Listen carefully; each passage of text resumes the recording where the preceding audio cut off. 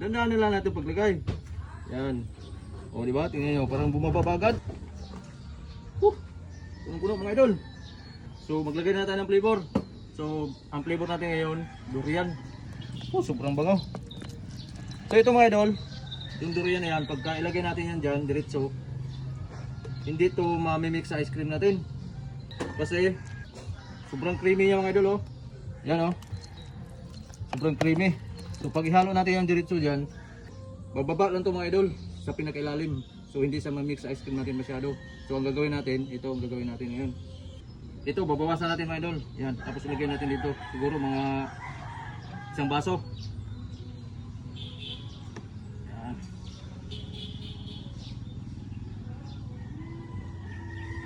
Dala pa natin kunti kasi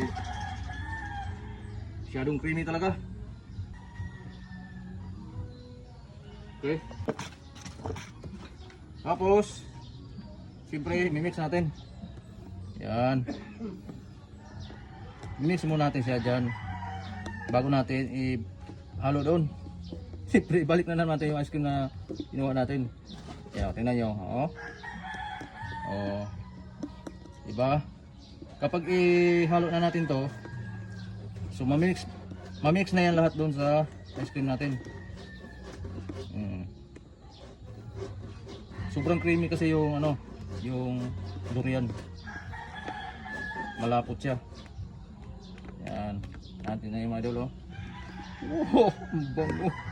Suabe. Super yummy. Sarap. Amoy pa lang mga idol, sobrang sarap na. Yan, oh.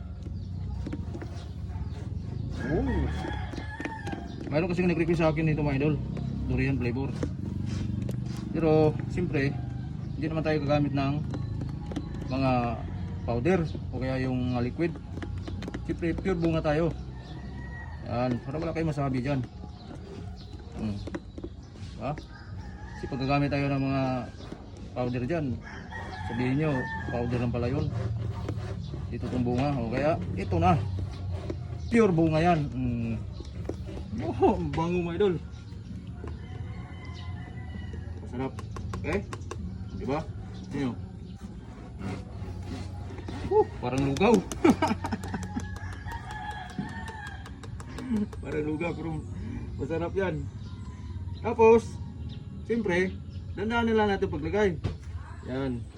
O diba? Tingnan nyo, parang bumababa agad. Haluin natin agad. Haluin natin agad para ano, mahalo siya. Ang bango. Yummy. Okay. Sobrang lapot yung ano mga idol. Ito ko yan. Siyempre puti lang yan mga idol, ha. Puti lang yan. Yung dalawang flavor natin dyan, avocado tsaka mangga yan. Tsaka durian flavor natin ngayon. Tatlong flavor po ang ano natin yan. Ice cream. Okay. Wala kadali.